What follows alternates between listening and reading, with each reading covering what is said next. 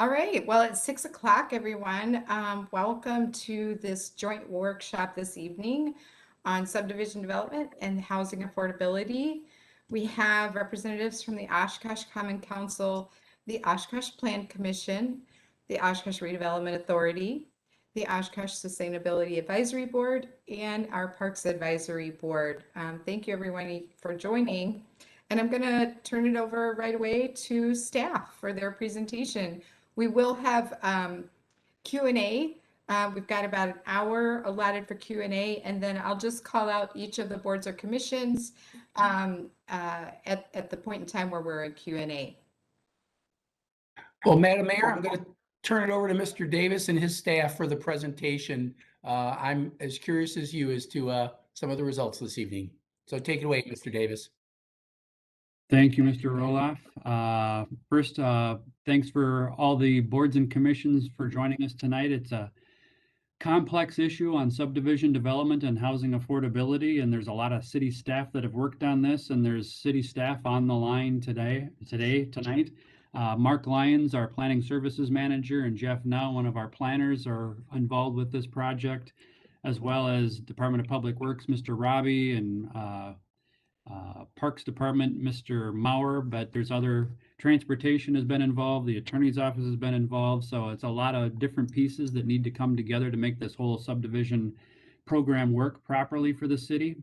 And the reason we're doing this, we started this about a year ago, is that housing for new single family subdivisions is a high priority for the city. We're looking at ways to encourage more single family subdivisions. We're also looking at ways to make housing more affordable and make more housing available for workforce.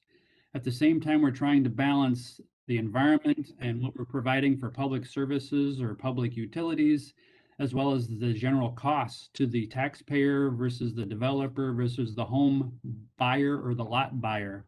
So there's a lot of pieces that have come together, and we've tried to pull these together in a series of 30 or plus slides to give people an idea where we are right now. And then the subdivision code is one piece that goes into that puzzle, but we also put together a couple other pieces to help the council and the other boards and commissions understand this issue. And we worked with East Central Wisconsin Regional Planning Commission last year to kind of compare what the city of Oshkosh is doing with some of our neighbors, as well as peer communities throughout the state. And we've worked with local engineers to come up with the latest construction costs for 2021, because the cost of construction has been rapidly changing, and we wanted to show people what the economic feasibility of some of these alternatives look like with actual construction costs. So with that as an introduction, and thank you, Madam Mayor, for pointing out, we're going to go through the slides and leave plenty of time for questions at the end, but we have a lot of information we want to give people. So I think I'll turn this over to Planning Services Manager Lyons so we can start the slides and the presentation.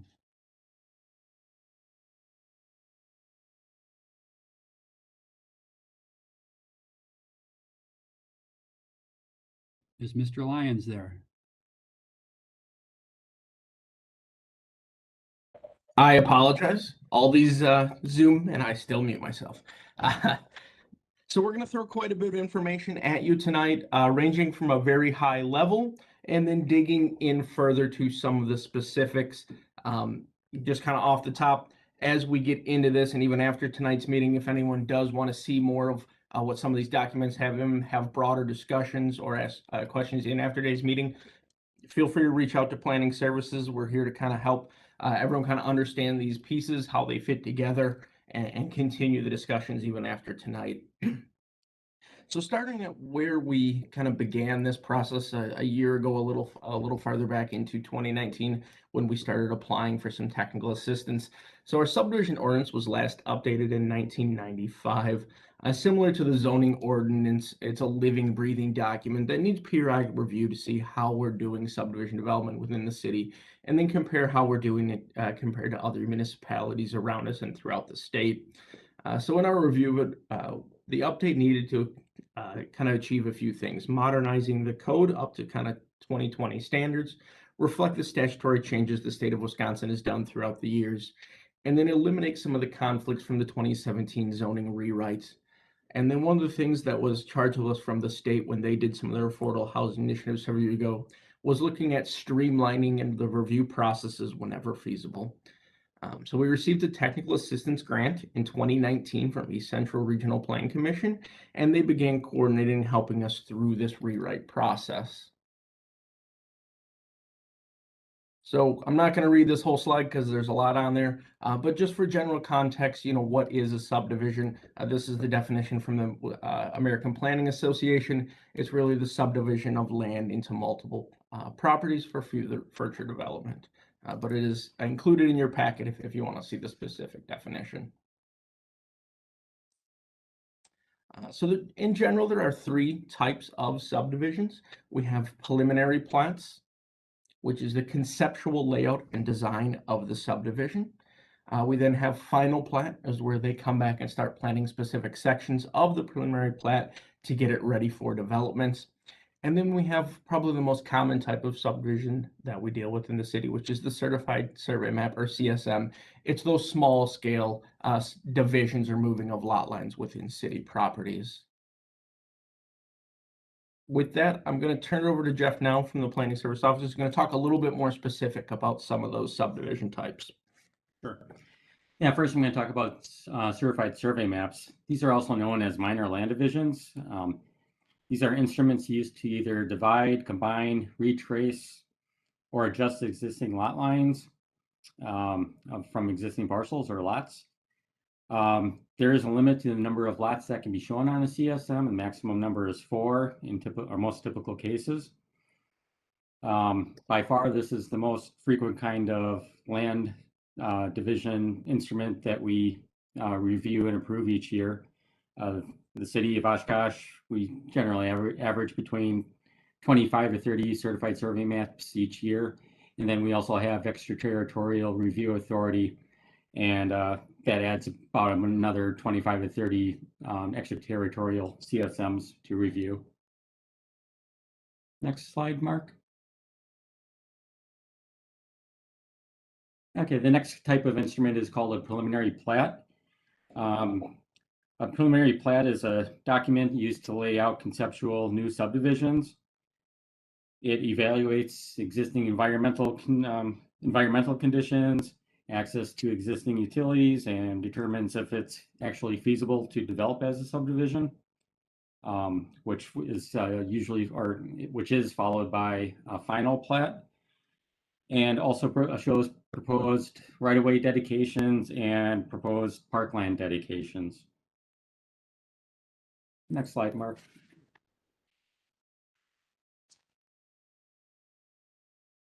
The last type of common land division document is the final plat. Final plats either take all or part of pre-platted area and this is the step that actually creates new parcels or lots used for development. Concurrently, engineering drawings are prepared for installation of sanitary sewer, water main, storm sewer, other stormwater related facilities, electric and gas facilities, terrestries, and street lighting. Most of the time, pre-plats are developed in a series of multiple phases of a preliminary plat. We'll be evaluating or looking over the evolution of a subdivision in the next couple of slides. Next slide, please, Mark. Okay, I'm going to talk about the evolution of the Casey's Meadows South subdivision. Back in 1785, the federal government created the Public Land Survey System, which breaks down,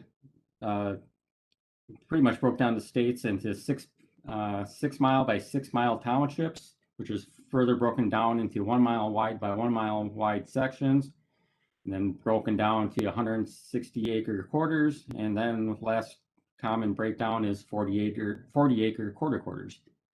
Press the button, Mark. Now these section lines pretty much is the genesis of a lot of our arterial street network. Up on the screen, the county and city of Oshkosh utilize the existing section lines to create the early road network within Winnebago County and the city of Oshkosh. Next buttons, Mark. And then Casey's Meadows South, that's the actual quarter section that we're going to be taking a little bit of a closer look at to see how that quarter section has been developed over the years. Next slide, Mark. Okay, back in 2000, this was still the original quarter section, which would eventually develop into Casey's Meadows South. The technical name for this quarter is the northeast quarter of the southwest quarter of section 29, township 18 north, range 16 east. Next slide, Mark. In 2005, the owner of the land subdivided it via certified surveying map number 4762. Next slide, Mark. Then along came the first, or the actual Casey's Meadows South subdivision. We saw an image of the preliminary plat, which showed a broader area of the development, but due to the size of it, it was broken down into several phases, with this being the original actual subdivision. Next slide, Mark. And then just an aerial photo showing the beginning of the development. In the first phase was, or the first development was platted in 2006.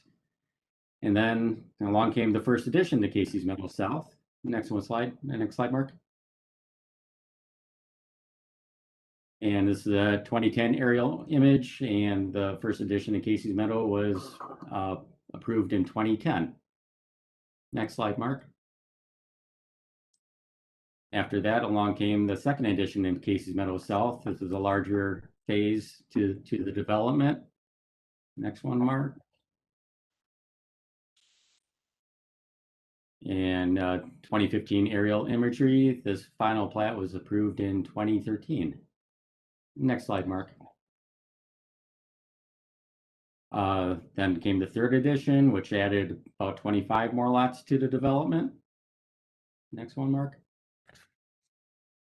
And you can see how all the lots are being filled in with single-family homes as the development progressed westward.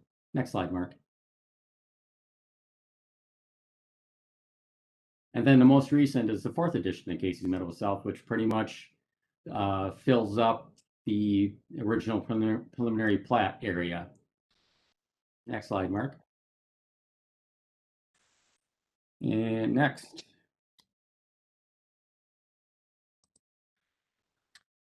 So that kind of shows a little bit, just an example of how a subdivision went from primary plat, where they platted out the entire area, to slowly filling in with final plats. And you may not be able to see it great there as we did through those images, but from primary to final plats, there was small tweaks and changes as it went through the process, as floodplain or wetlands and other determining factors got finalized for the final form of that subdivision, which kind of leads into the next thing I want to talk about a little bit.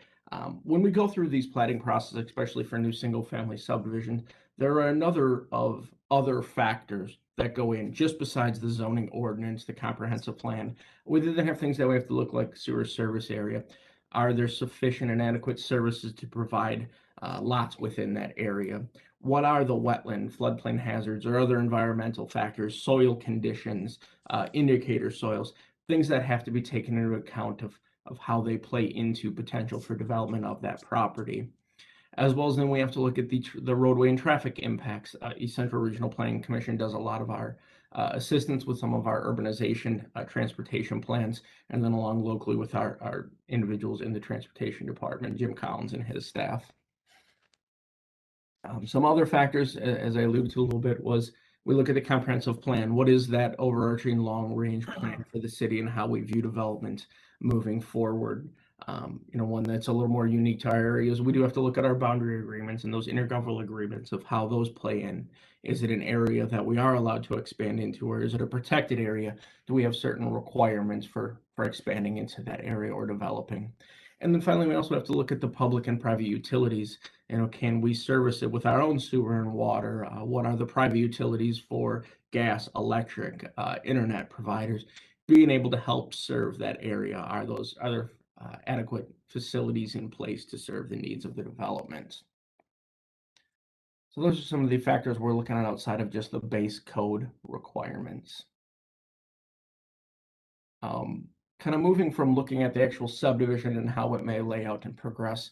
Next, we want to talk a little bit about Parkland Dedication, which in our current ordinance is specifically laid out for developments that include newly platted lands. We're going to start with Mr. Mauer giving us a little bit about the stuff they look at when it comes to subdivision development. Thanks, Mark. So in our comprehensive outdoor recreation plan, our CORP, in short, when we put our CORP together, what we look at is a map of our existing parks. So if you take a look at the first map, although it's not blown up, you can see copies of that on the city website or get those. But essentially, we map all existing city parks. What we then do is, based on NRPA standards, National Park and Rec standards, put a radii that those parks serve. Typically, a neighborhood park serves about a quarter to a half mile radius around that neighborhood park. And then a community park serves the half mile to 1 to 2 miles a radius around that community park. So we'll map the existing parks. Second map shows the service area, each of those parks. And by mapping those service areas, we can begin to identify areas within the city that are not currently served by a neighborhood or a community park. So then that gets us to the third map, which shows areas of the city or in the growth area of the city where we should be considering parkland for when either new subdivisions come in or when land becomes available potentially for some neighborhood or community parks. So that third map is really what we look at when new subdivisions are proposed, and it relates more to Chapter 30 because of the subdivisions. But for example, when we start seeing growth out to the west side of the city towards Clareville Road and so forth, you'll take a look at the map and see that we know we're deficient in serving either the existing residents or future residents. So as we see development out in that area, we will begin to let the developers know, here's our CORP, the area you're looking to develop is an area that we know is deficient in parkland. It is now, and it will be for future residents. So that's what we will work with the Parks Board and making a recommendation from staff to the Parks Board, which then ultimately would go to the Plan Commission and Council as the subdivision moves through the process. Thank you, Ray. So talking a little bit more then about Parkland Dedication and what our current ordinance has for requirements versus what potentially we could include in the ordinance update. What are some areas that potentially are being missed? And this really leads us into our first kind of discussion point of the night. We did a little background. Now we're going to start talking about, what are some of the decisions we need to make as a community when it comes to development in our city. So currently the code requires a land dedication of 1,100 square feet for a single family and 900 square feet for a multifamily per dwelling unit during the subdivision phase. So if a lot requires a subdivision, a preliminary plat, or a CSM as part of its development, there are Parkland Dedication requirements that must be done as part of that. And we're going to give some examples here in a minute. By the recommendation of the Parks Advisory, the Plan Commission, and the discretion of Common Council, a developer may be allowed to pay a fee in lieu of at a rate of $400 for a single family and $365 per unit of a multifamily, as opposed to dedicating the actual physical amount of parkland. Parkland, again, dedication only applies to those lots created by plat or CSM. So there is some lost land dedication that's happening out there for when development takes place on existing unplatted lots that do not need further platting. So some examples of what we're talking about here. So these are two more recent changes that we made. So first is a multifamily development down on the southeast corner of Oregon Street and Ripple Avenue. Those are the Ripple Avenue Estate apartments. That was done via CSM as part of their development process because it included that certified survey map. They were required to provide a parkland dedication.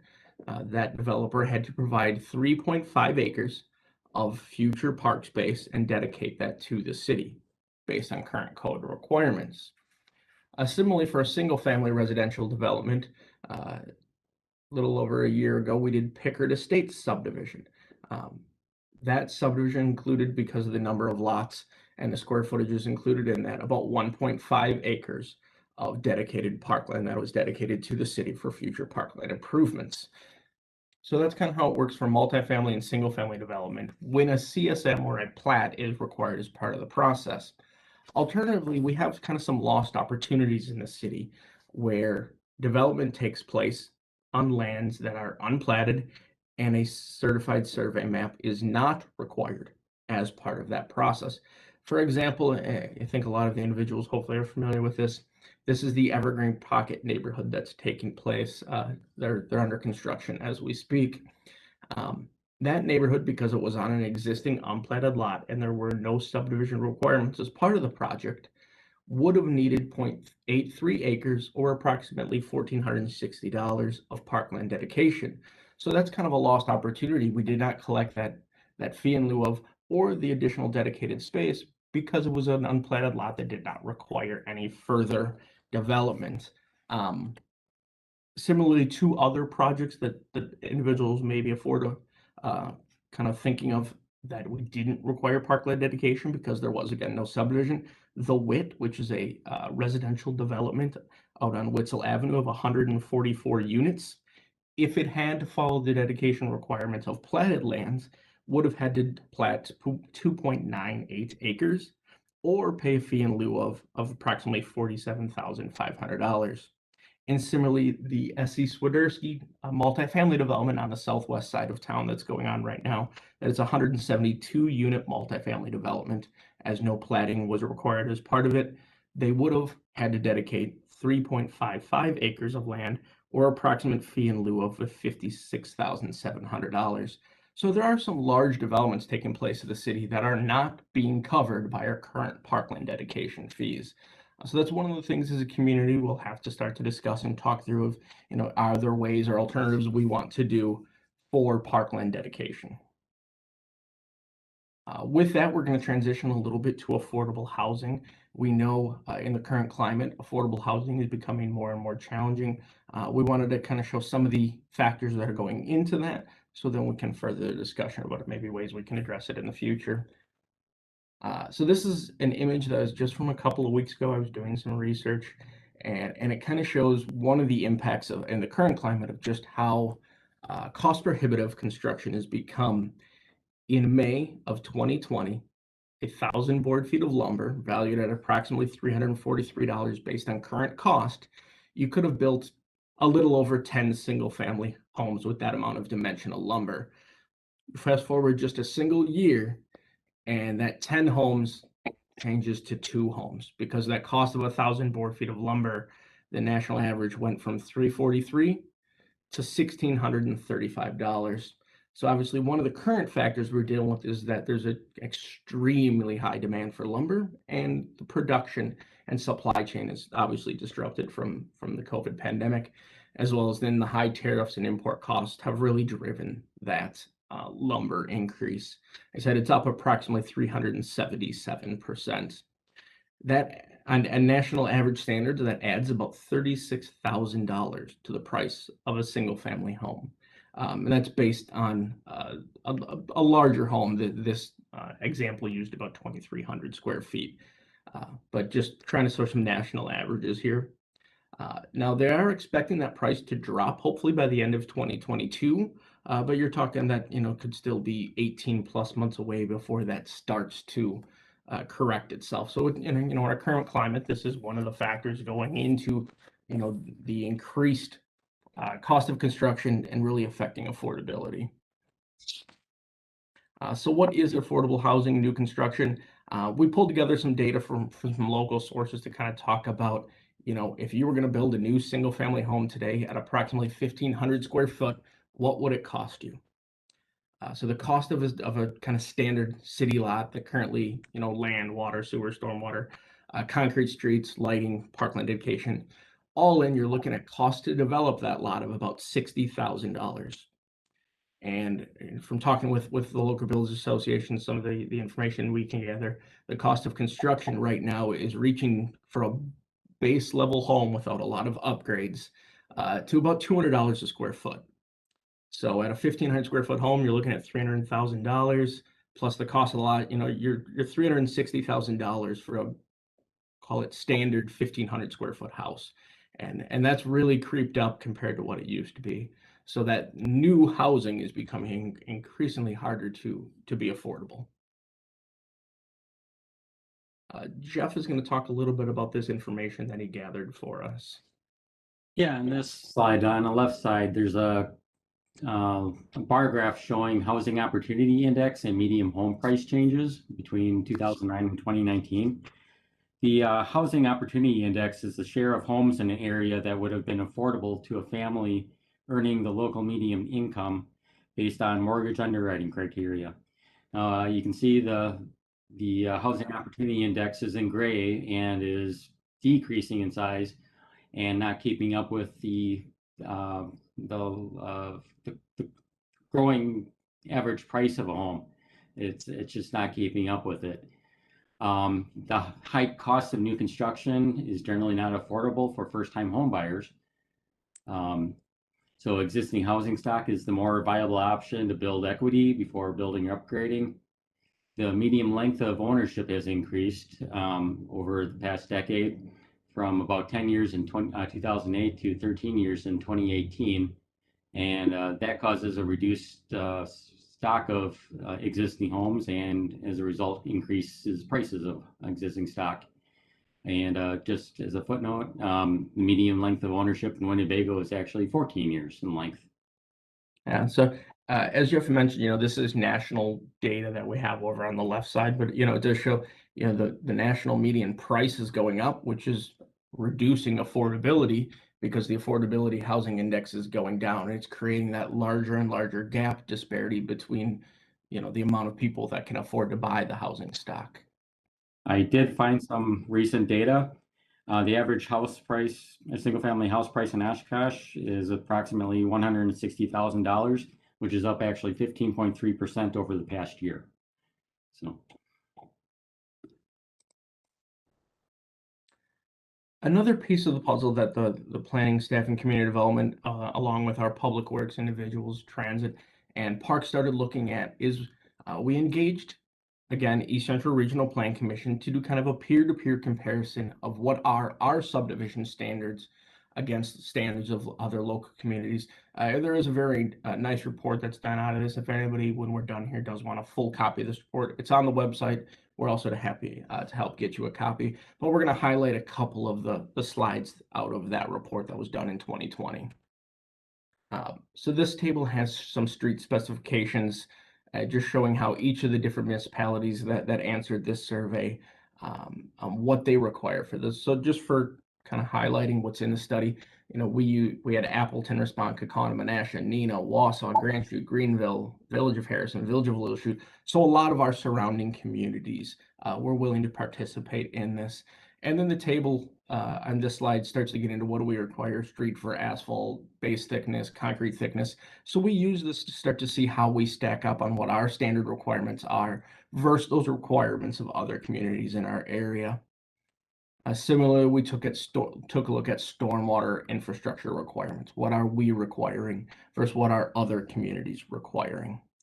And there's a number of these tables in there for the different aspects of what development takes, from sanitary to water systems and a number of other things.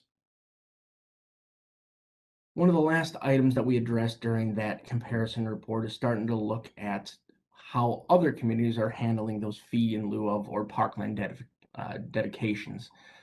So on this slide here, we did kind of outline here what some of the other communities are doing for Parkland dedication fees, or the amount of platted lands that have to be dedicated, and how they compare to Oshkosh. So we want to include this one. And again, there is a lot more in this report than just this, but it starts to kind of show you how we stack up.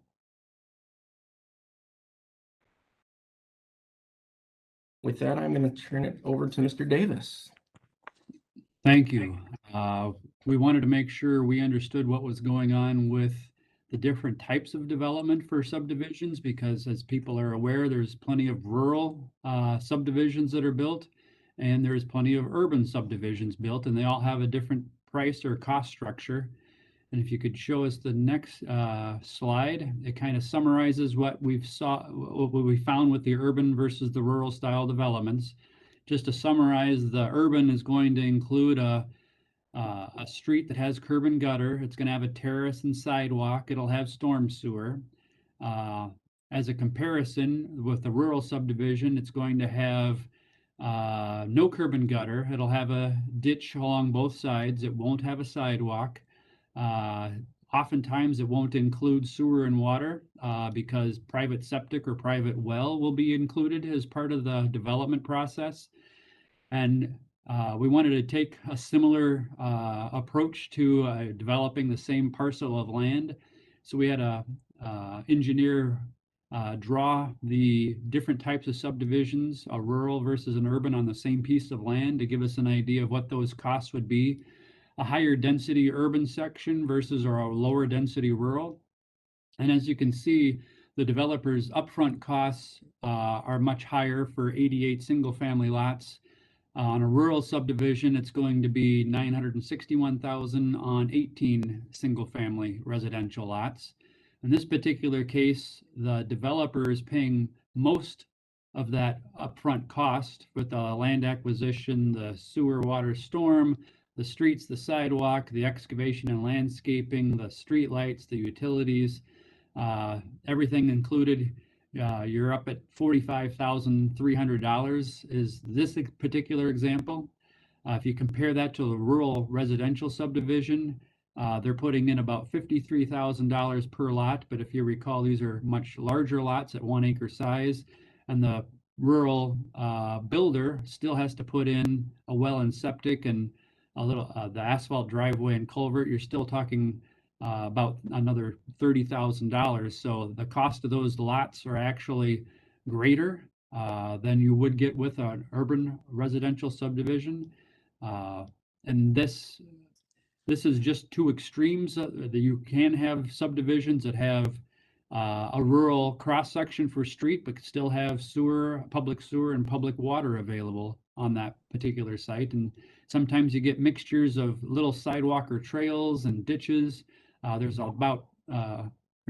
infinite ways to put together a subdivision. This is just the two examples we see most often here in Winnebago County, rural versus urban. So you can see there are big cost implications for the developer up front with the urban section, and the rural section still is quite expensive to build if you add both the developer and the homeowner's costs to develop that lot.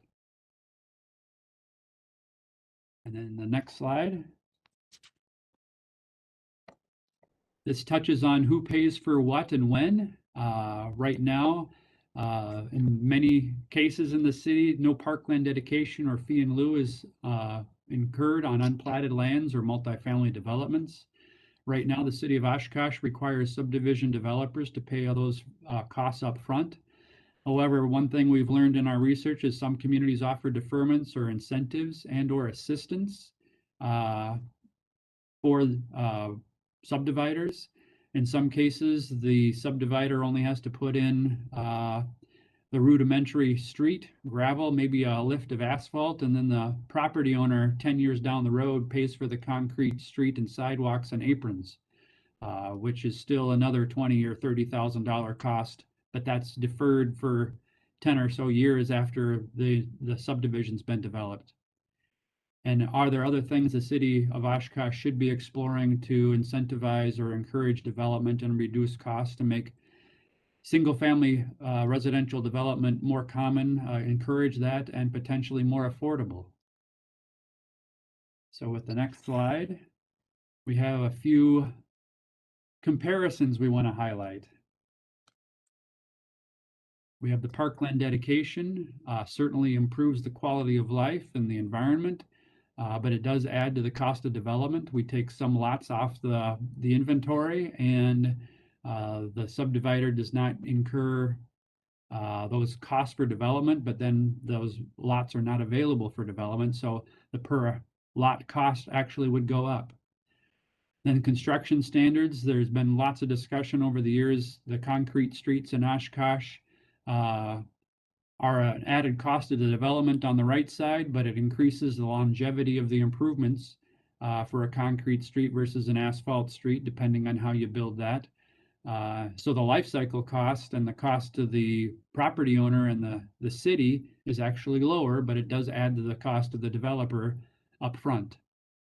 Another good example is the development for upfront versus deferred. I mentioned that sometimes you could split the cost of development between the developer and the homeowner, and the special assessments are paid years later, somewhere in the 5 to 10 year range. Certainly lowers the cost for the developer. The homeowner doesn't have to pay for it, and it might not even be the original homeowner who would have to pay for it. It could be one or two owners later before they actually have to pay the special assessments. So those deferred assessments or deferred costs make it more attractive to develop those subdivisions up front. And then there's some ways that cities actually incentivize developers. Certainly there's TIFs that are available if you have enough land to help the developer with creating and reimbursing them for their development costs and reducing those development costs. There are some communities that are actually installing their own public residential subdivisions, and then the community bears that cost as a whole until those costs are repaid in whole or partially. There's never a guarantee that you're going to recover your costs when it comes to building a subdivision. Both the private sector and public sector have seen that many times. So with that, that's what we wanted to at least introduce the subject and highlight a number of factors that we need to balance when we're looking at our subdivision ordinance. The subdivision ordinance, I think, Mr. Lyons, we're getting to the point where we want to not only introduce it to the boards and commissions, but also there's additional steps I want you to highlight before anything would actually come for action to the council. Yeah, so we've spent approximately the last year or so working with the consultant at Central Regional Plan Commission to help revise our subdivision code, modernize it, some of those things we talked about early on, and working through the variations of that. And staff feels we're at a pretty decent shape in that point of the process. We're now to that point where we need to start to take it out for public consumption, start to get comments back from developers, home builders, surveyors in the community, start to get the public outreach and the public discussion started. Our anticipation would be to start doing that in the next several months. And then after we have some initial feedback, open house type events to get feedback on the plan, make any necessary revisions that may be needed, and then bring it forward through the normal formal approval process where we take it to boards and commissions and then ultimately onto council for approval.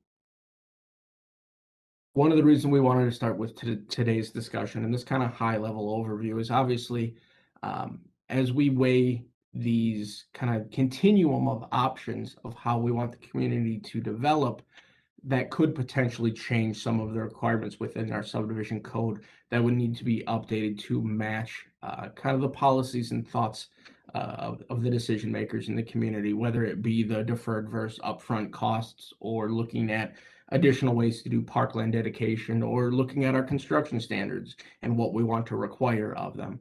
Some of those pieces of information do fall within the subdivision code, and some of them fall with more policies outside of the subdivision code.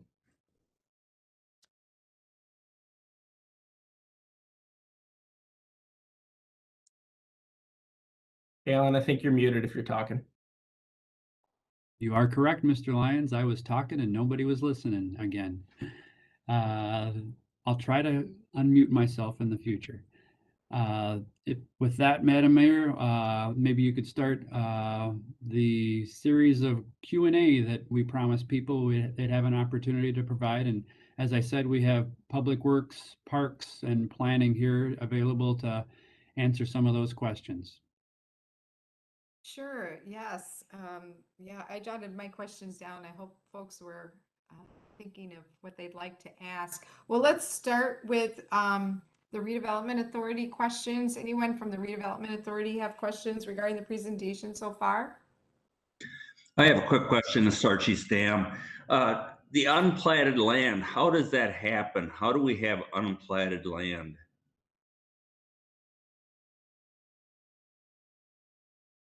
This is- Mark, unmute, please. You want me? You want Jeff, me to if get you that want one? to take it, you can go ahead.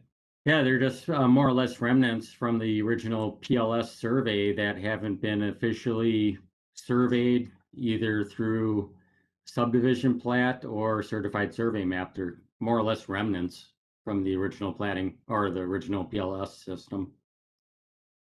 There's no requirement that somebody has to do a certified survey map or plat.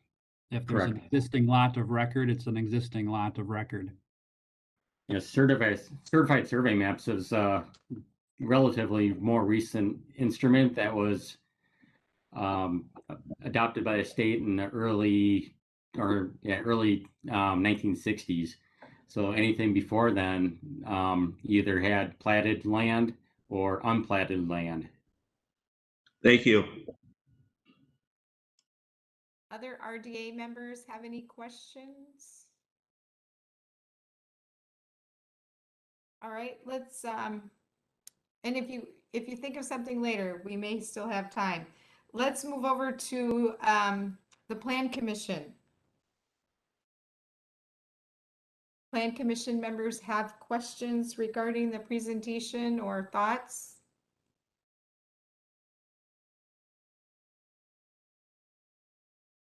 And if you think of something, again, we'll come back. How about Sustainability Advisory Board members? Madam Mayor, I see a hand being raised in chat from, it looks like Plan Commission Chairperson Prop. Oh, yes, Kathy Prop, go ahead. Hi, I'm unmuted, aren't I? Yes. Yes. Okay, good. Wow, this is a lot of information and it's very good. And I'm sure, and that this in conjunction with the other report that you sent, that the planners sent out to us all, will give us a lot of discussion material. But I think the question about unplatted lands and lost opportunity, I like that phrase, is what a lot of us are quite concerned about. We don't like to see these big developments, particularly the big developments, but even small ones come in and slide under the need to pay fees or even consider park dedication. So I think that's Parkland dedication and or impact fees. I see that in tiny print on page 7, impact fees. Is that a method, the impact fee, a method that we can use to bring all development in with the need to help with parkland? This is Alan talking. To start the answer, there's two ways of acquiring these funds or this through impact fees, which involves a pretty detailed process where we have to inventory all the park facilities, set levels of service, and determine where the deficiencies are and calculate out what those costs are to bring those up to a certain level of service, and then divide that out by the number of lots we expect. So it's actually a quite extensive process, very detailed. And there's a lot of state law that makes it actually pretty difficult to do. We Okay. also have the payment in lieu, and that's something that I think could be more easily broadened to include more revenue or land, depending on the project. And I think, Mr. Maurer, we've had some discussions about that. Is that still the way you think of it? Yeah, I would agree, Alan, that the fee in lieu of land dedication really is a fee for developments that don't have enough land to dedicate parkland, but we could still take those fees in lieu of and make improvements to existing parks that serve that development, or possibly purchase some additional land, maybe not adjacent to that development, but within that service radius of that development. So the fees in lieu of can be used for acquiring additional parkland as well as development of parkland. The impact fees, as Alan said, it's a pretty extensive process. It's definitely a way to get additional fees or additional funds to help the city pay for future parkland development. Southeastern Wisconsin relies on impact fees, and but I think I would agree with Alan that I think the parkland dedication fees really would be a better avenue for us to take a look at and make sure that any development, multifamily, single family, is somehow captured. Madam Mayor and Chairperson Prop, this is Mark Roloff. Yeah, Mr. Davis and Mr. Mauer are also being a little bit polite.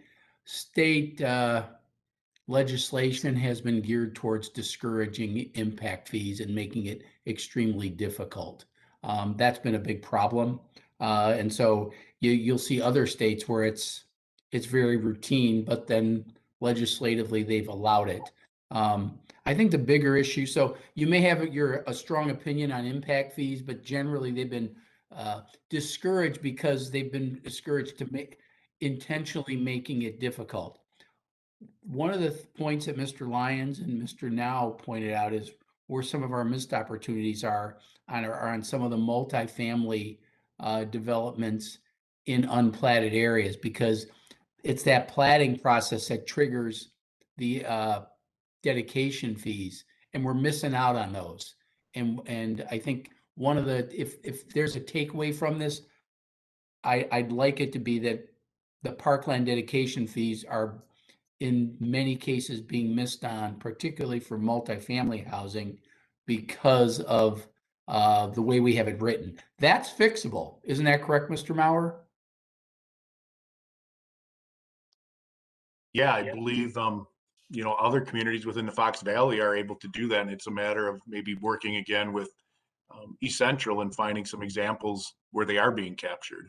And Alan, you might have some experiences based on some of the communities you worked with, but I think it's an opportunity we need to look at capturing.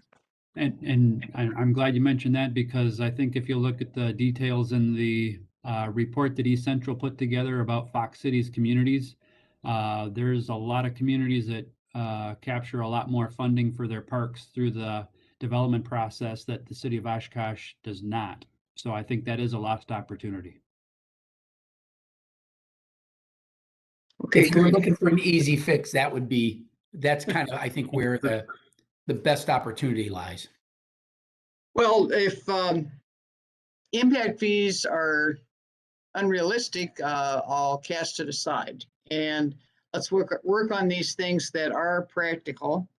And let's start doing it, because we've had these big developments, too many of them recently that have, it's great for development, but we've got no park fees from them at all. So the sooner the better, as far as I'm concerned, on figuring out a way to raise more revenue for parkland dedication. And if I could just kind of add to that question, this doesn't even include those developments that are under planned development, correct? Because currently that is exempt from parkland dedication or fees, is my understanding.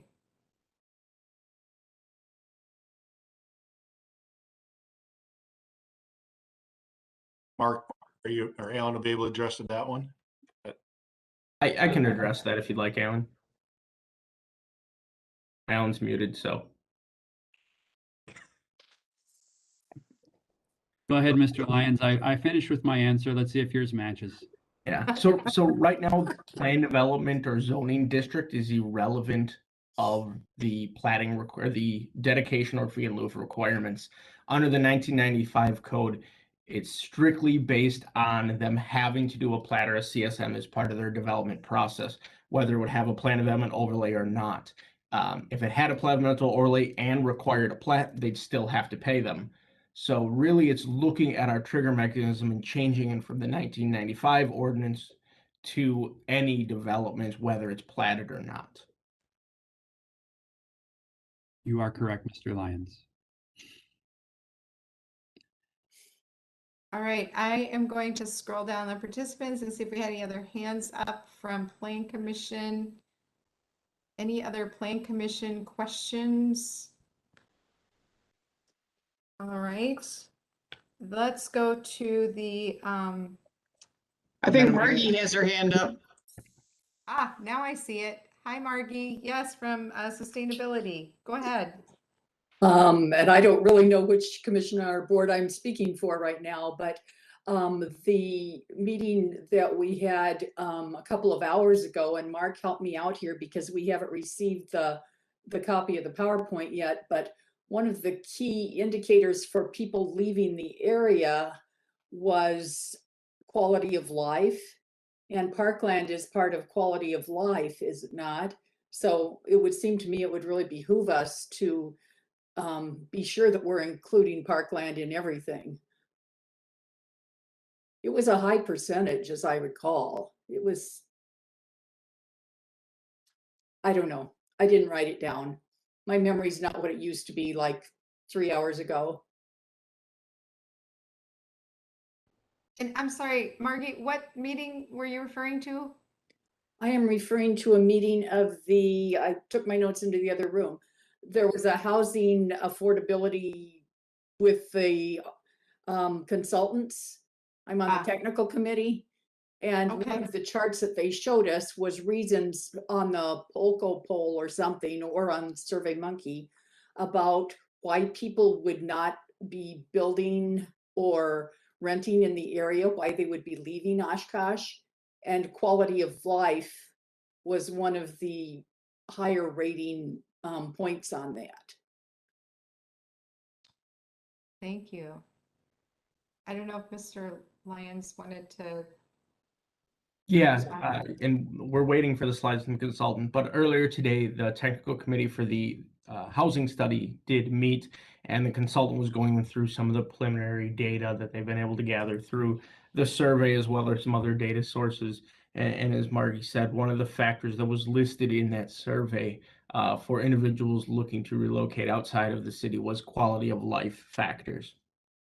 And Mr. Lyons, that's a really good point to bring up regarding the housing study, because we're not done with it yet, but we will be done with it later this summer. And I think some of the findings might be useful to us when it comes to determining what we want to do with the subdivision code and the Parkland dedication requirements, and some other things that might affect affordability in the city.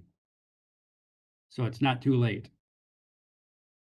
In the dashboard that they shared at the meeting earlier, and it looked like 22% of the respondents indicated that it was for moving to a different city for quality of life reasons. So just add that in there. Which I guess, depending on how the question was asked in the survey, that could mean a lot of different things to a lot of different folks. Thanks for pointing that out. Thanks for sharing. Okay, I am now looking for any further Plan Commission members. Any other Sustainability Advisory Board members like to ask questions or make comments?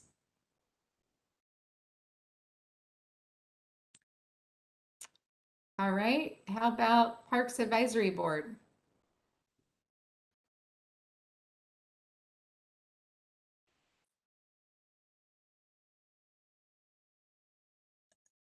See, I see we have a few folks from Parks. All right. I'll just jump into My question was already asked about the unplatted. Oh, right. Yep. Okay. Mayor, it does look like Deb Martin potentially has a hand raised. Okay, let's see here. Let's find Deb. Deb, go ahead. Thank you so much. It's really good information to have. and how it all matters to us for different reasons. But I agree about the healthy, the green spaces and the healthy community, which is something we want to be in Oshkosh. And we have great parks, and I'm proud to be on that advisory board. The thing is, there aren't enough of them. And these I live in an apartment complex. We don't have a park even within walking distance. And there's quite a few children. And I'm across from the new one that's going up on Witzel, and no space there either. How many children are going to be in there, which is right next to another apartment complex, which is next to a small park. Anyway, there are large apartment complexes in our city where kids really can't walk to a park. So there's a safety issue. It's a healthy well-being of our people. And so I'm glad we're having this conversation. I thank you so much. I think I was told there's something called Ordinance 30 that doesn't consider apartment buildings. And because we have a lot of them in our city, it needs to be considered. And I like this conversation about the do what we can, update codes. 1995 is a long time ago. So thank you so much for explaining this to us. And I look forward to hearing some advancements that are going to be made for our communities. I had a question about earlier in the presentation, it was mentioned that some communities do provide incentives or assistance to developers, and should we consider that? Could you tell me more about who some of those communities might be and some examples? The ones that we've actually gotten development agreements from would be City of Appleton and I believe Village of Harrison. Each community has actually made some investments in subdivisions with cash for utilities and other support.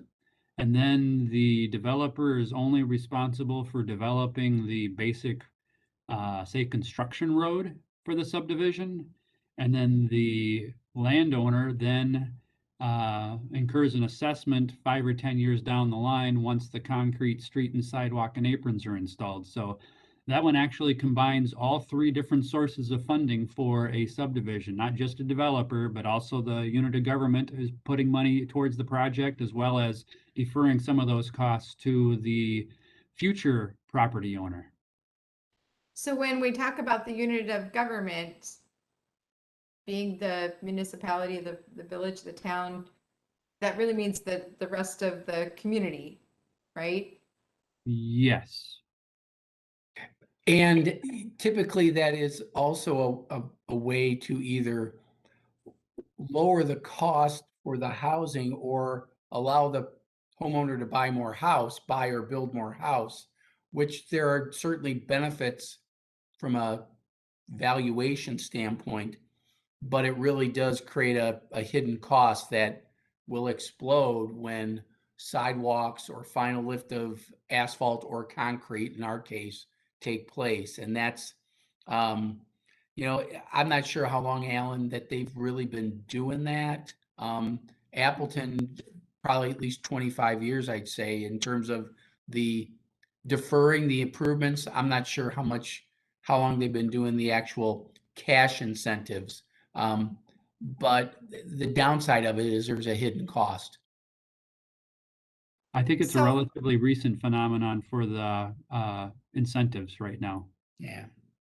And the So- challenge for us is that impacts people's choices. So in the short run, Appleton's winning. I would say in the long run, our homeowners, our home purchasers benefit because it's sort of upfront, what you see is what you get type of thing.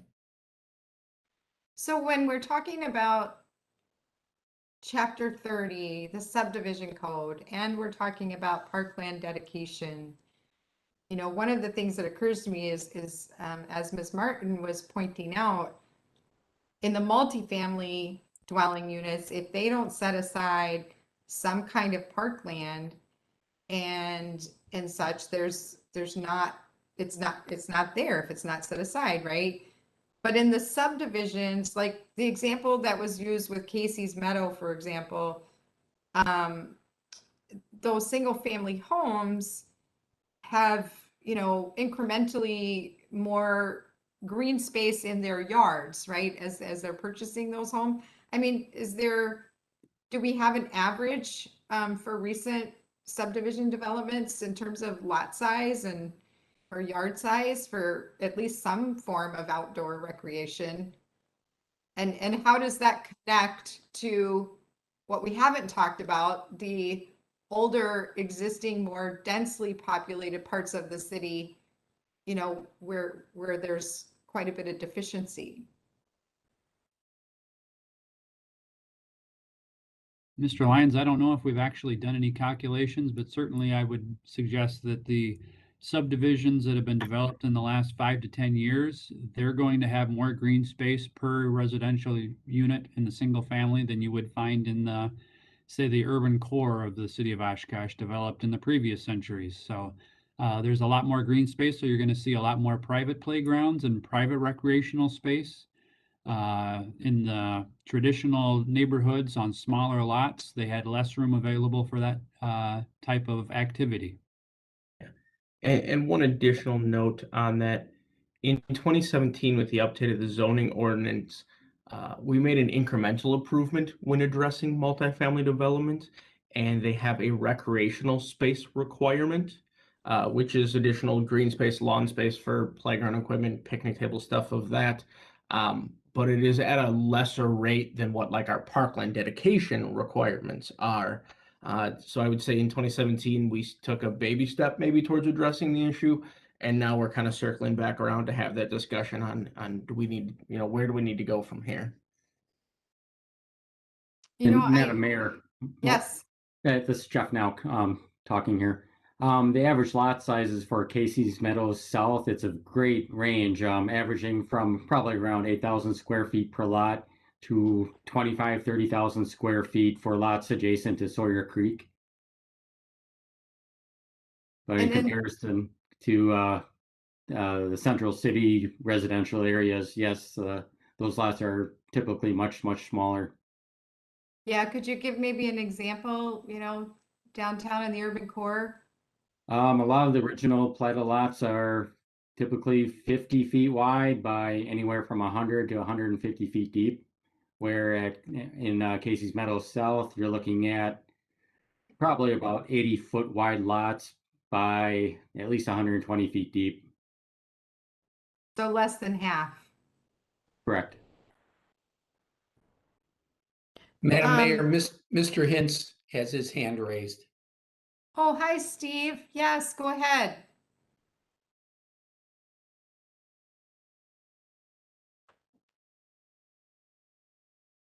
Steve, are you muted by chance? Maybe you could unmute.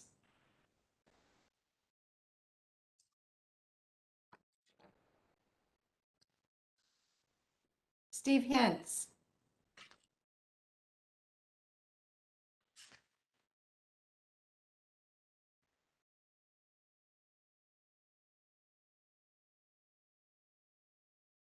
And Mark All right, Lyons, maybe if you could. I was see gonna that Mamadou Koulibaly also has a question until Mr. Hintz can get his audio going. Mamadou, go ahead. Yes, I was trying to use that time until Mr. Hintz gets ready. So, yeah, this is very informative, as was said before. I know recently there have been a lot of great work undertaken to address the flooding issues of the city. And we are in a time where precipitation and chances for flash flooding are unpredictable. And I also assume new development can occur in sub-watershed that had not been included in the current drainage plans. So I was just wondering if there is in the plan any incentive for developers to reduce paved area and provide more green areas. So some cities have been very aggressive on that and even giving fine proportional to paved area. So is there any thought or plan in that direction?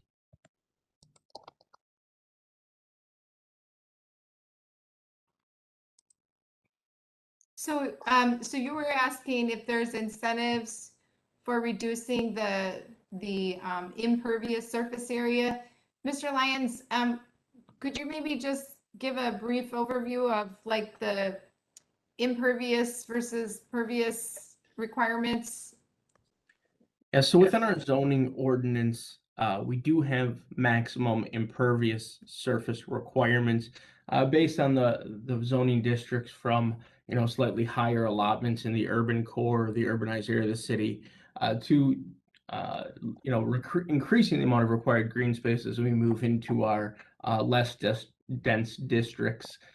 When it comes to kind of looking at floodplain and watersheds, we have obviously in the city updated our stormwater management requirements for newer subdivisions. That when you see like Pickard Estates that we had discussed a little earlier, obviously their stormwater requirements, because of the known flooding issues in the city, have changed over what maybe the original Casey's Meadows subdivisions had. We also do have floodplain requirements in the city. Per the DNR standards, you are allowed to develop within a floodplain as long as the home is flood proofed, which is typically done by raising it to 2 feet over base flood elevation with fill 15 feet out from the foundation. But the DNR does allow construction within the floodplain as long as there are certain requirements and conditions met.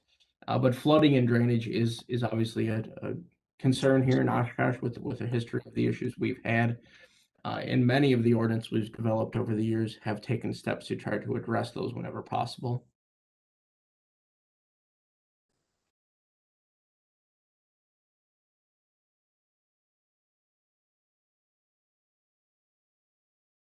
All right, let me just go down here and look through our list of participants. I got to scroll a little bit, see if we've got anybody other hands raised. Steve Hintz, are you still with us?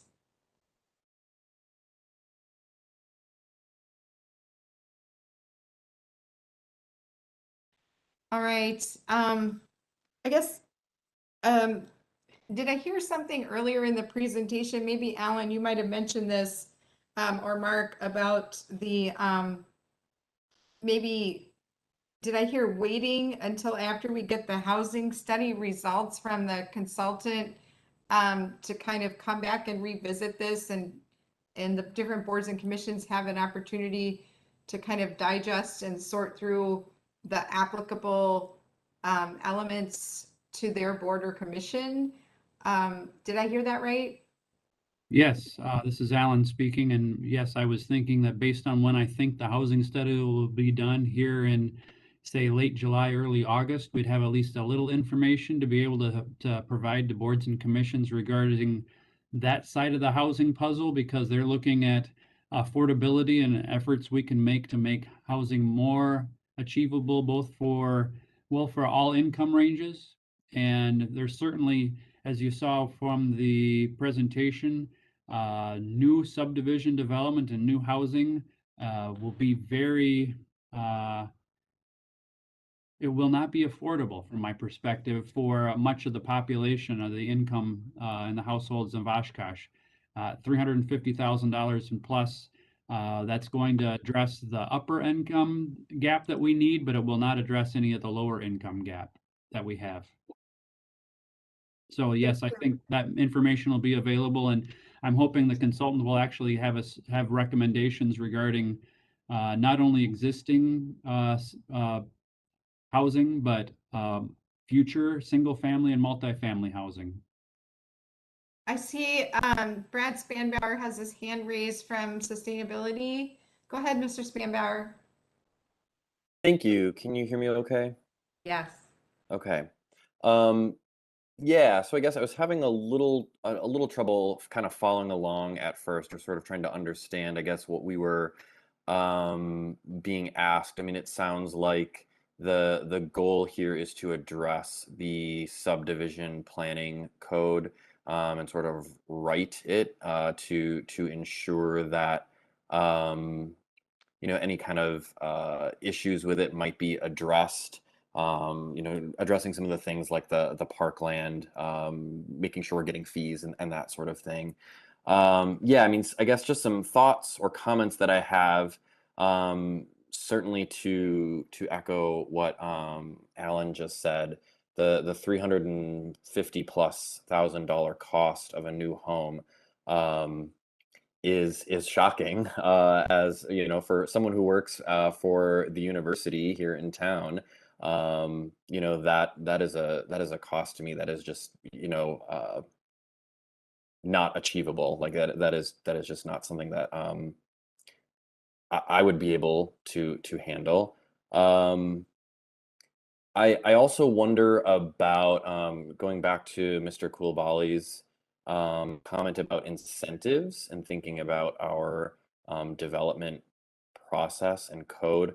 I wonder if there are other incentives as we look at developing subdivisions or communities, if we want to call them that, that plan for the future, and make way for renewable energy installations, make way for public transport, leave space that I guess is just sort of natural or wild.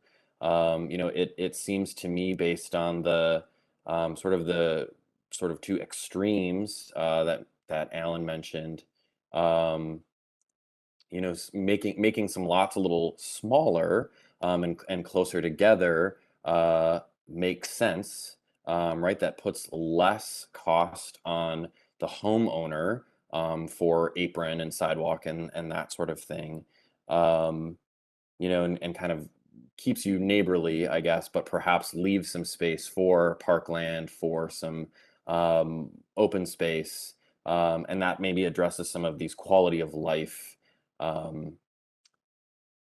you know, concerns that it sounds like people are thinking about when you are deciding to either remain in Oshkosh or leave Oshkosh. And as someone who is in that position right now, I would encourage everyone on this call to think about that. Thank you. And to follow up on that comment from you, I think that illustrates there's competing priorities or competing factors when it comes to development in the city. There's a lot of different things we try to do at the same time. It's hard to do in the same space at the same time.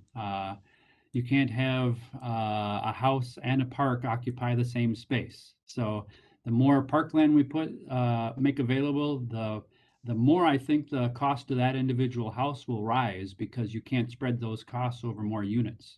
So there's a balancing act I think we have to tease apart here in the city as to how much we design the property to pervious versus impervious versus parkland versus more units per acre and lower costs and a higher affordability. That kind of shows where staff is at least identifying the issue, so that when we make a decision, everybody will have at least the knowledge that there is a trade-off that we're making between the different priorities or different goals that we have for the city. It's not, and that's why there's so many groups that have been invited, because this is also interrelated to everything else. We didn't even talk about the fiscal impact of the city's revenues, and that's another area we could study as well, because typically the higher density development, the better it is for city costs to go down and revenues to rise. So it's a net benefit for the city, and a lower density could actually hurt the city's revenues. And so is it your thought, Alan, then that the different boards and committees might put this on their agendas, maybe carrying forward until we have that housing study back, to start to formulate some of their recommendations? Or what are you thinking the next steps? Because I think I saw Kathy Propp had put in the chat a question about the next steps. Okay, I think the next step still is to do a little more research with the housing study. We also wanted to vet these ideas with some of the private concerns that would have, as Mr. Lyons mentioned, the developers, contractors, builders, real estate. because they'll have a specific perspective on this that's up to date. And then I think this will go through SAB. I think it'll go through Parks Advisory. I think it'll go through Plan Commission before it gets to council on any recommendation for the subdivision ordinance, as well as the policies that'll join that with the development agreements or Parkland dedications. I think it really needs to be a package so people understand it's not just one thing we can fix to fix everything. It's going to be a series of decisions that are made that will bring it all together. And the subdivision code happens to be the catalyst for this because it touches on all the areas, all the subject matters simultaneously. And I see Margie Davy has her hand up, and then Councilmember Mugarauer. I think that Matt actually had his up before I Oh. did, Lori. I'm so sorry, Councilmember Mugarauer, go ahead. Nope, I will be happy to defer to Margie, always will. Thanks, Matt. I just wanted to follow up, I guess, a little bit on several of the previous comments. I don't really know how this might work, but I know that on the West Coast, they have a lot of, it's not really shared housing. What it is a lot of communities that are walkable, and they have smaller houses that people buy and live in, but they're part of this little walkable community where they maybe have a shared space or an extra apartment on site for when visitors come, so that you don't have to have the same amount of larger, housing. Would there be a way to create either an incentive or something in the code that would make something like that more attractive? And it's a European model, I know this, but it takes care of a lot of issues. And one thing that really helps a lot is safety also, because you don't all have your driveway right by your house. You might have to take a little wagon for your groceries, but I've known people in these communities. I've spent some time there, and it's actually pretty fascinating. Are you familiar with it, Alan? You're kind of. I know it from a European. I haven't seen it on the West Coast, but I haven't been everywhere on the West Coast. That's certainly a possibility, and I think that touches even on the zoning code when it comes to what we permit on the land use on any of these multiple parcels. I'm not sure there's anything that prevents anybody from proposing that right now, Mr. Lyons. I hate to put you on the spot like that, but if people wanted to put together a subdivision that had more common areas and smaller lots, I think we would allow that, but I defer to you on that since you know the code so much better than I do. Yeah, right now the way our code is currently set up, there is some flexibility to do that. And I'm not going to use the right terms here, and hopefully maybe Jeff can fill in for me. On the very northwest side of town, there was a subdivision that began that includes like Shorebird area that tried a alternative development style where they had more open space, smaller lots, more winding streets for a walkable, livable type subdivision. And it fit within our current zoning regulations and was achievable. For a number of various factors, it didn't take off as well as anyone had hoped. But Jeff, can I speak to that, Mark? Yep. Yeah, that was I forget the name of the development, but it was a coving style development with narrower right of ways, narrower streets. The sidewalks are actually interwoven between the property line and public right of way. So we have a number of easements up there for the sidewalk. But unfortunately, 2008 hit and pretty much killed the expansions or future additions to that subdivision. But it was a conservation type development with a lot of interconnected trails, lots of public green space. But yeah, unfortunately, it never took off the way we hoped. So are you saying there are a lot of open or vacancies out there, unsold homes or lots? I believe most of it is developed now. It went under foreclosure A developer purchased a majority of the lots and has developed most of them. So it's almost fully developed now. Councilmember Mugrauer? Thank you, Mayor. I've just got, I guess, two brief comments and then one question for city staff and their analysis. Mr. Davis took most of my thunder. I happen to agree with almost everything he said in the last two times he's spoken in terms of, you know, there's no one thing any of us can do. There's no one magic lever we can pull and correct a whole lot of deficiencies. But I guess my one statement is we've got to be careful in terms of the suggestions of, you know, just go here fast, because everything has a cost. Everything's got a trade-off.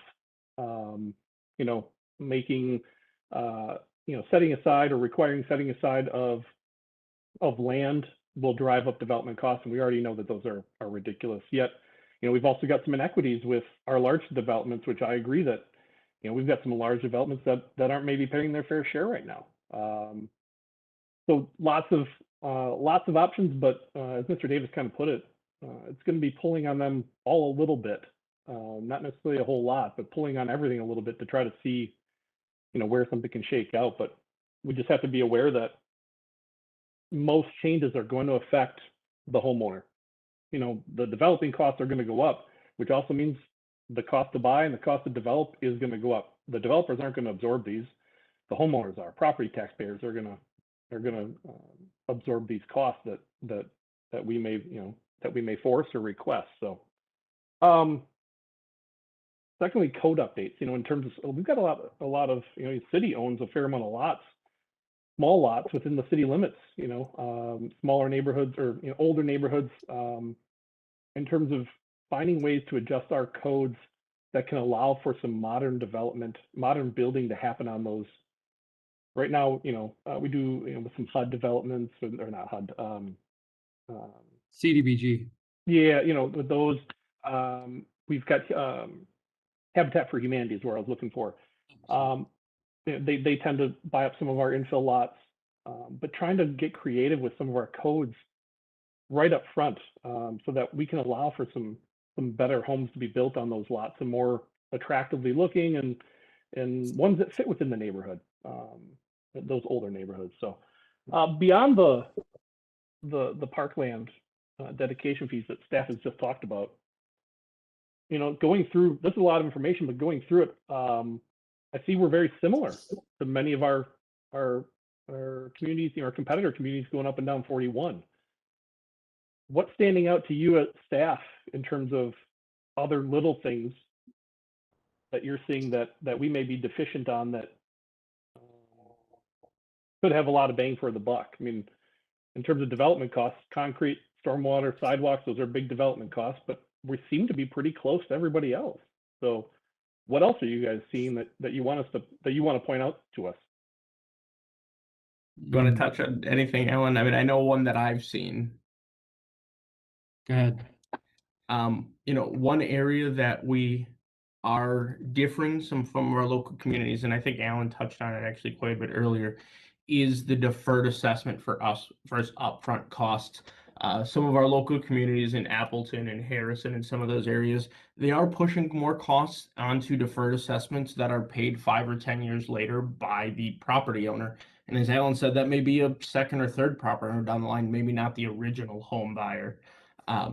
Where we're still doing more of the front end cost, which is the all-in cost. So when someone buys a lot in a subdivision in Oshkosh, their lot cost is what it is. They know up front they're not getting hit with 5 years later a bill for $25,000, $30,000, $40,000 for deferred assessments. So there are communities that have moved to more of that model locally. There's also some that still do it the same way we do, but that is one area of development that we have seen some change over the recent years. Yes.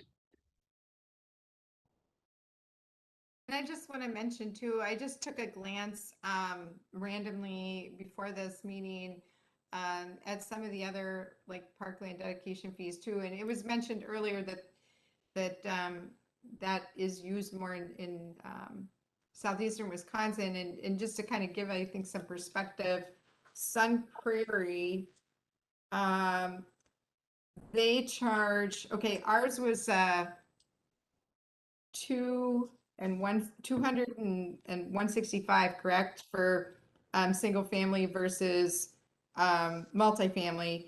In contrast, Sun Prairie is $480 and $1,200. So they kind of break it up a little differently on their fees, between improvements and acquisition fees.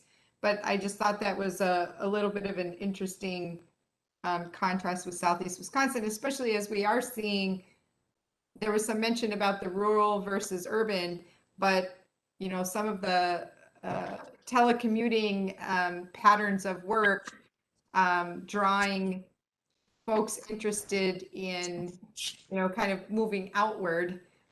They might perhaps consider, you know, Oshkosh to be, you know, appealing in some ways. And I guess my question is, are you asking all of us to consider our value system and our priorities and what trade-offs we're willing to make? And that's one question. And the second would be, is it necessarily an either or dilemma, or is there a way to bring this together? And I'm not expecting an answer, but that's just what's kind of rolling through my head.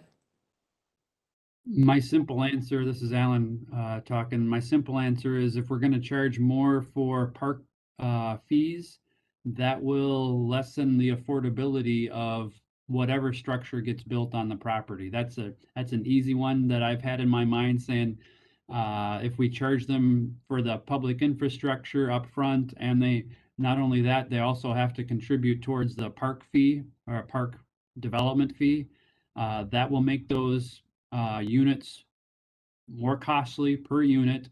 That'll require the developer or their financer to charge more rent and make them less affordable.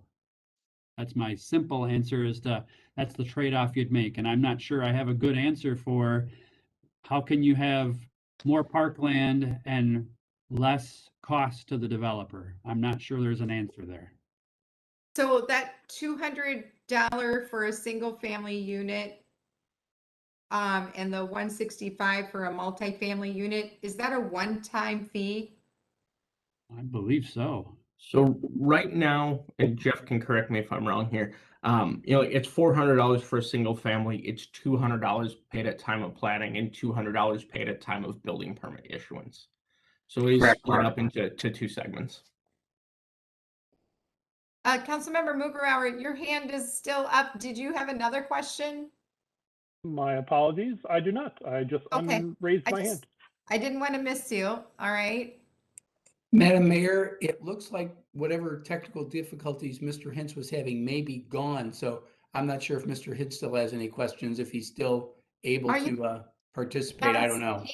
Thank you. Mr. Hintz, are you back with us?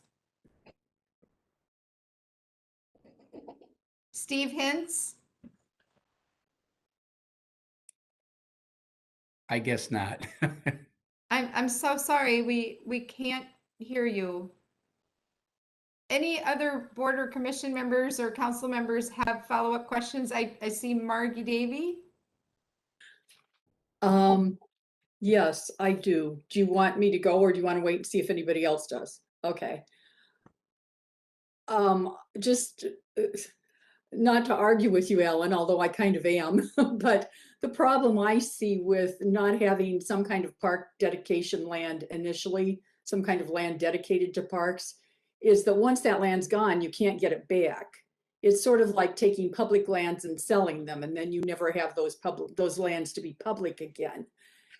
And our state made that mistake, in my opinion, a lot in the past, say decade or so. I don't want to see Oshkosh make that same mistake. We only have a limited amount of land, even if it feels like it's a whole lot. And I don't think that we're being fair to our kids and grandkids if we don't allow for green space. Now, who knows? It may all burn up in the next 10 years anyway. I get that. But that doesn't mean that we shouldn't be planning for a better future for our kids. And that would be my argument why it's important to go ahead and reserve that land. And I don't think I'm disputing needing to reserve the land, but the more land we reserve, the more it'll cost per unit to build for future units. And I think we do need to build more housing units. So I don't know how you balance more housing units with lower costs that you're trying to achieve and still preserving as much land as you want for open space or environmental protection. I think there is a trade-off that you have to make. I don't disagree. I just think it's important to keep that in mind. Okay. Yeah. Yeah, I think Mr. Davis was responding to the mayor's question. Is it that kind of trade-off? And I think the short answer is, I think it is. I think there is a trade-off there, and we have to make that value proposition. And I think the slide towards the end, it's like, there's a pro and a con.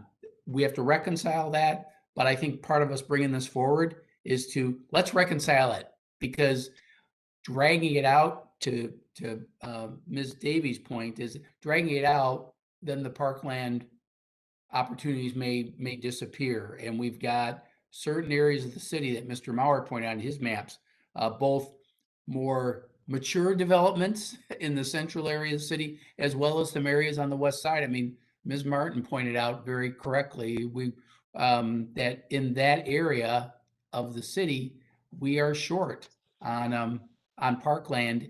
And as things get developed, that's not going to resolve itself. It looks like we have two other hands up, and I'm not sure if they're from before or they have new questions. Deb Martin and Brad Spanbauer. Deb, did you have another question or comment? I do. We already are so short of affordable housing that hasn't even been discussed today, but we know, again, the affordable housing we have is well kept. But I think I heard a couple years ago, we're like 50% short on that already. Yeah, but the other thing to think about is, let's not be short-sighted. I heard him say that for the next couple of years, housing costs are huge. They're going to be terrible. But then maybe we'll get back to more pre-pandemic times of costs. So let's not make a decision that doesn't bring in the money that is needed now for green space and that type of thing, as Margie was talking about, at the expense of later on, because we won't be able to go back for that. So yes, we don't have enough affordable housing, but we already don't. And so let's not make another problem out of we don't have enough green space. And we know that mental health is really an issue for our children in Oshkosh and everywhere. Now, it's not unique to here. Well, exercise, being in the outside is a good way to help that. So let's not exacerbate that also. Thanks so much, everybody. And just one comment on that. We know the housing costs, COVID housing costs rose significantly. Even in the 2 or 3 years prior to COVID, housing costs were trending extremely up. Maybe not to the same degree they did in the last year. So it is a factor in kind of this puzzle as we try to put it together. We know costs are rising. And I think Alan and Mr. Roloff did a great job explaining, as staff really started digging into these different elements and priorities of the city and looking at affordability and parkland and our comprehensive plan and all the elements that go together. And we quickly noticed, the need to have this exact meeting, because there's a lot of priorities out there and trying to figure out how we address what we can as many ways as possible. And Mr. Spanbauer, go ahead, please. Thanks. Can you hear me okay? Yes. Okay. I'm curious how the city determines need for new development.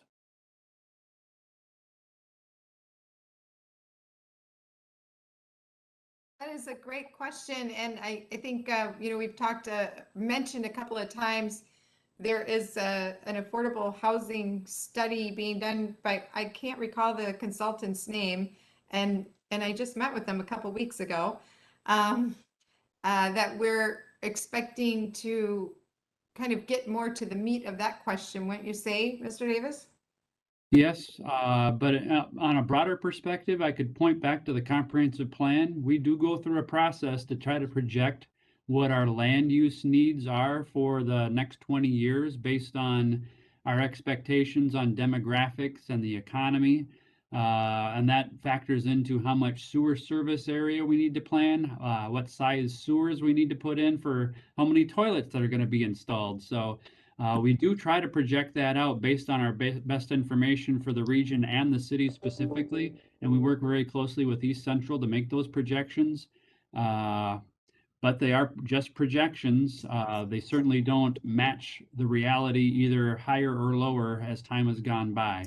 But we do attempt that exercise to allocate land use based on our expectations of needs. Yeah, and it really was one of the factors in going forward with a comprehensive housing study for the city of Oshkosh. You know, we anecdotally heard from a lot of developers their opinion on what the housing needs for our community were. But engaging in comprehensive housing analysis hopefully starts to give us some concrete data and solutions from an outside third party, which it's RDG Planning and Design, that their data analysis can hopefully help establish what maybe some of those housing needs are for our community in the foreseeable future. And most importantly, suggest some solutions for us. Very much so. Solutions, yes. And it will certainly be interesting, back to your question, Mr. Spanbauer, for us to look at how well we projected. What was our last update with the comprehensive plan was 2018, right? And Yes. and what comes out of this study to see how well we did some forecasting, right? Correct. And even back in 2018 in the original comprehensive plan, housing affordability has been an ongoing concern of the city. Even when you compare Oshkosh to other communities in the region, by many measures, we're as affordable, if not most affordable community that we compare ourselves to. But there's still that need, as Ms. Martin pointed out. We still don't have enough, especially for our very low and extremely low income households. And we're also missing a big opportunity, I guess, on the high income, that we don't provide high income housing in Oshkosh at this point. And the missing middle, we're deficient all over the board, right? I was looking at the Minneapolis in 2020. They were amending their Parkland Dedication regulations for affordable housing definition, and it occurred to me that we've had this conversation before. When we talk about affordable housing, that means different things to different folks. They get really specific in their little glossary about that affordability definition and how important it is to be working with the same definitions, and how we sometimes use that in a Kleenex versus tissue kind of way. So perhaps we'll see that come out of the consultant study, or maybe staff is considering presenting some various definitions and on a scale. I'm not sure I can answer that one off the top of my head. I know we've talked about affordability with RDG many times. My expectation is all these different income categories, and hence some of the definitions will have to be fleshed out very specifically. Mr. Lyons, can you add anything to that? It's difficult to answer up front. There's still a lot we need to the analysis needs to be done to see where the housing study ends up in ways we can start to address those, including better defining what those needs are and ways to achieve it. But thanks for the comment. I'll actually make sure the consultant addresses affordability and how we define that here in Oshkosh. Yep. Right, and I think we've kind of touched on this, obviously, when we talk about CDBG and other environments where we talk about affordability for workforce housing or low income, very low extremely low. They kind of broke it out into some of the federal categories with regard to income averaging, and they went with like 60, 80, and 100% area median incomes. And I'm just using that as an example that it might help us all as we're considering our different perspectives if we were operating with similar definitions. Good point. If I could add one more comment as I've been sitting here thinking about it and Ms. Nyfork Health, kind of bring its attention to an earlier question by Councilmember Mugar. One of the differences we see between Oshkosh and some of our surrounding communities, the average median sale price of homes in Oshkosh is lower than a lot of surrounding communities. So there is a little less profit margin there for developers compared to maybe some of the surrounding communities.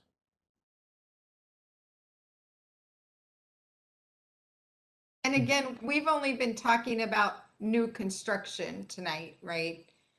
So hopefully we'll be able to coalesce into the discussion with that housing study on existing homes at a later point.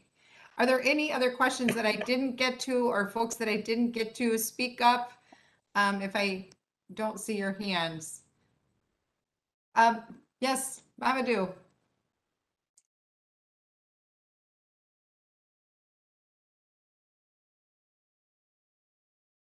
Unmute. There you go. All right, thank you. Okay. Yeah, great. I think this is a question that I presume many know the answer to, but for my own education, I'll ask. It is cheaper to develop in a rural area than it is because one has to pay for, I mean, the requirement for pavement, sewer.